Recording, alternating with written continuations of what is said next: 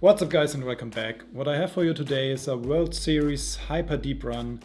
We're gonna jump right into it. 38 left, and I remember this was quite the ride. I was able to build a really nice deck at the moment we're jumping into the review. So I was chip leader with 64 big blinds in a hyper. That's really massive. I think I had like a big lead even to second place.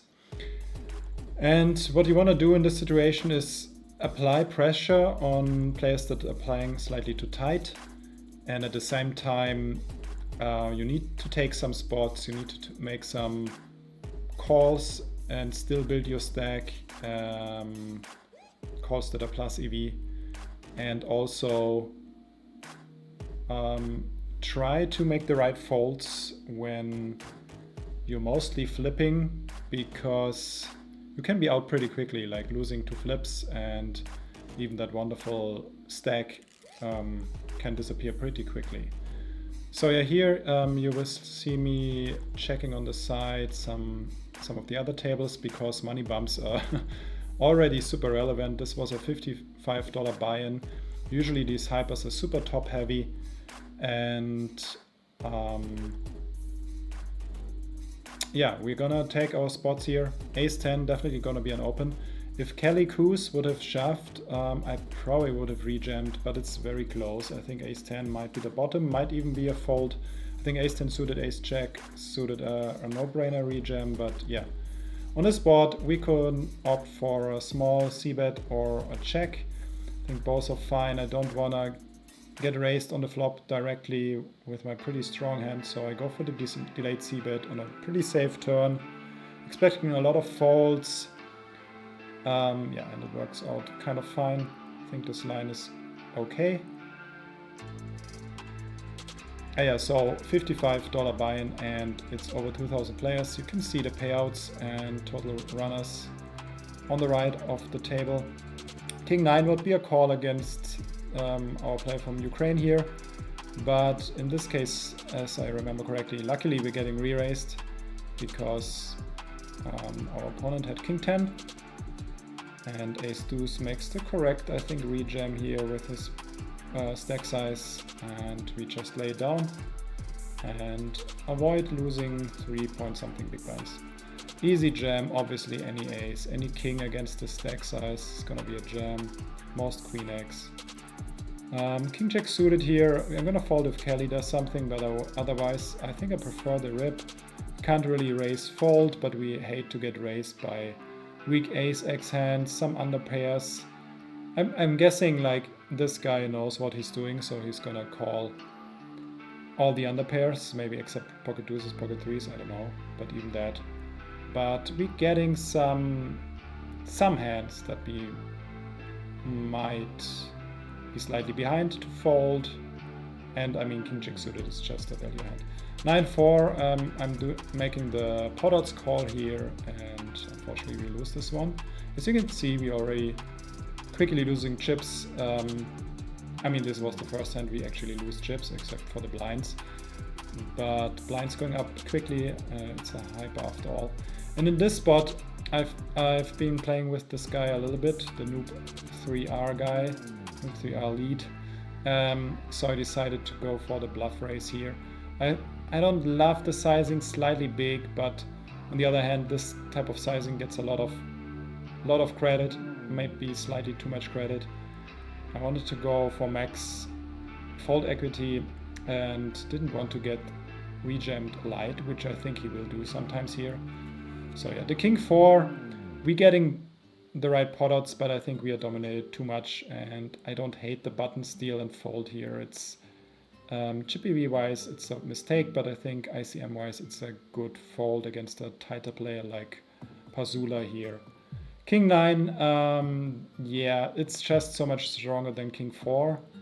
So I will probably have to call off big blind, especially since he's shoving all sorts of hands that might even be ahead. I think he might even be jamming something like Queen Jack, but especially these type of hands where you're flipping, we just can't fold King 9, is too strong.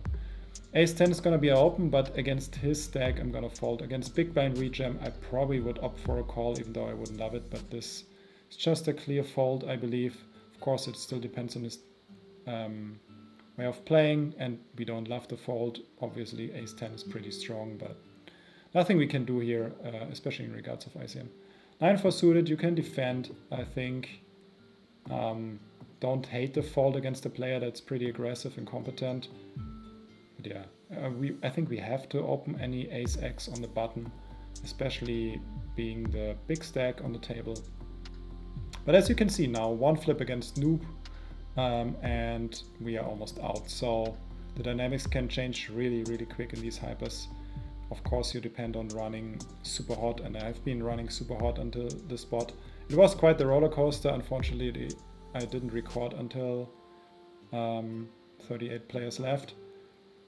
But yeah, I think there's just a few hands that are really debatable.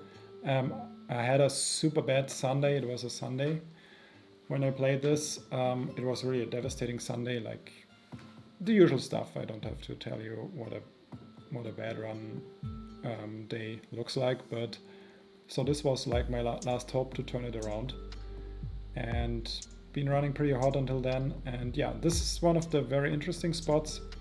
I'm still not completely sure. I think in some cases this can be a fold.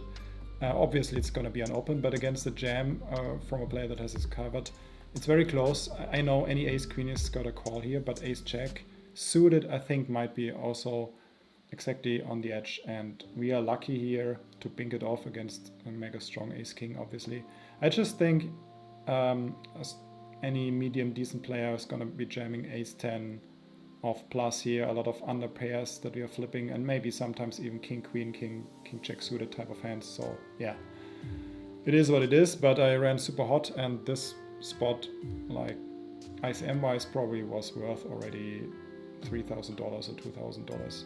And yeah, we're running super hot again, but unfortunately king 9 suited has a lot of equity on the turn, obviously, and he binks his flush, and now we jump from massive chip lead to I think sixth place. King 8, I like the ISO here. I'm expecting him to limp really, really wide here, and obviously we have to fold against the jam, but King 8 also kind of plays okay, and I feel it's probably a mistake to just take the free flop without charging the pot. This is one of these spots where I think it's the right play to apply maximum pressure with a pretty decent hand.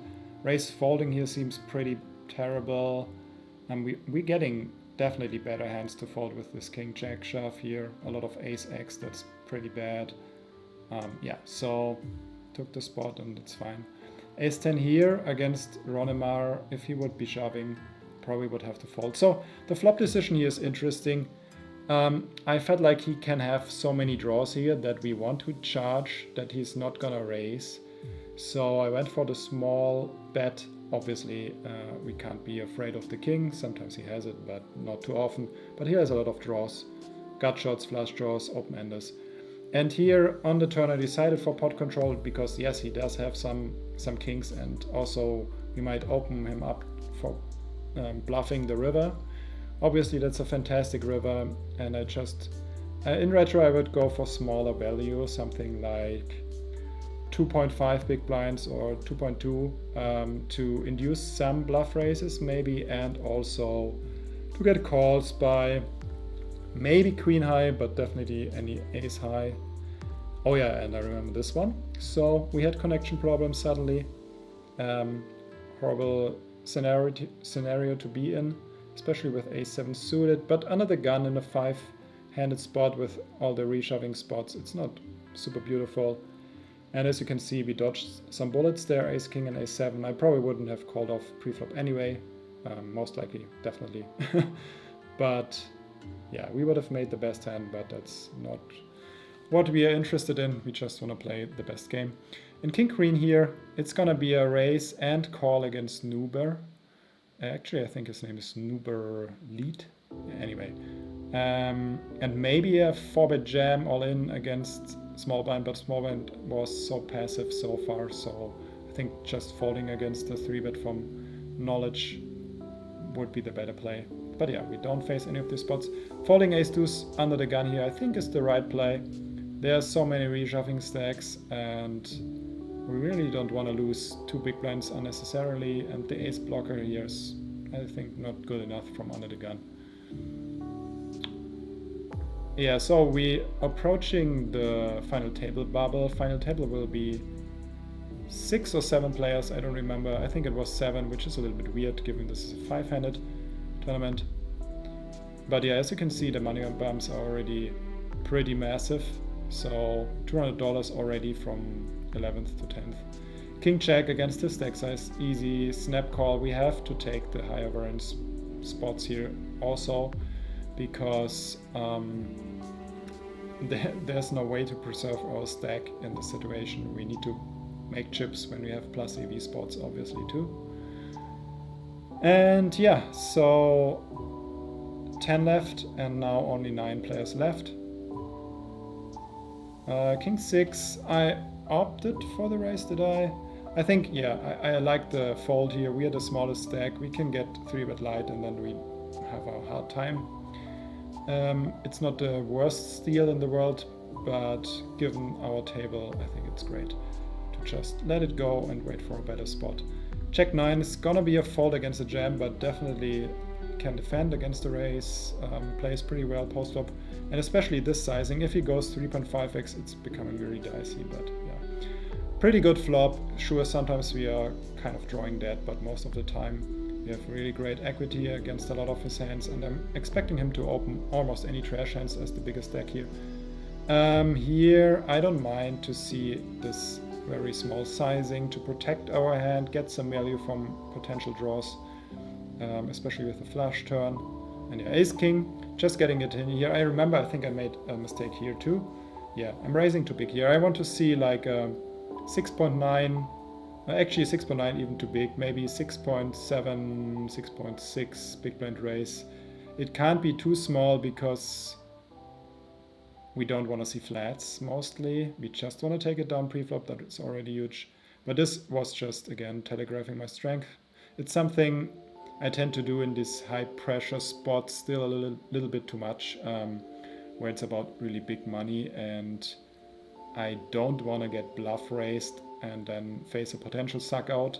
I mean, it's worth a lot to not play with your tournament life, even though you're up, let's say, against ace 9 or something. If you would jam ace 9 there, obviously I would call a jam, but sometimes you're getting sucked out and then that's it. But that said, ace king is ace king, and this spot is just fantastic, and I shouldn't telegraph my strength that much. Here on the flop, the 7-5 with a gut shot for min bet call, the float makes sense, but anything else we can't continue. And now we're just waiting to get a good hand to potentially double up a 3-bet jam or call off a jam, which we wouldn't love. King 6 here, it would be a plus EV plus chip EV call, but given ICM, I think it's a very clear fold. I don't know what my threshold is, maybe king 10 suited, king check off. Let me know in the comments what you think, or maybe you even know because you're using isomizer or stuff like this.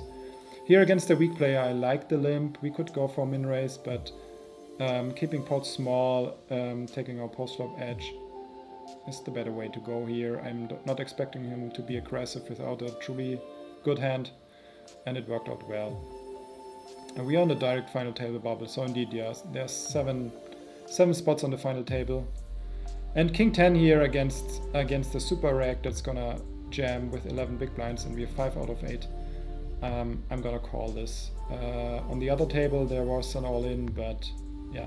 And unfortunately he has the ace here, kind of typical. That's a really strong spot for him and a standard shove for him, and I think the king 10 is a standard call.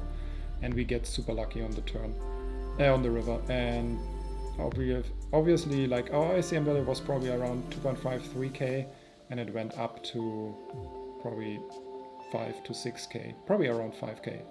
So fantastic spot. I want to steal here with any king x very easily on the spot. Unfortunately, knowledge makes a call, which is super weird, and he shouldn't.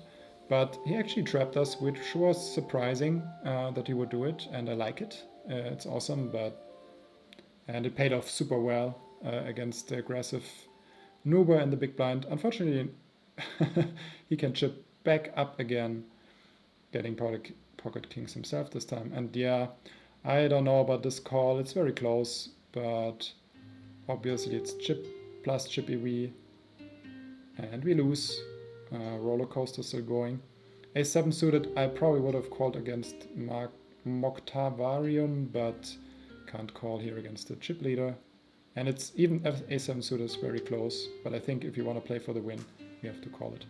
And yeah, you just saw the final hand on the other table, so we made it to the final table.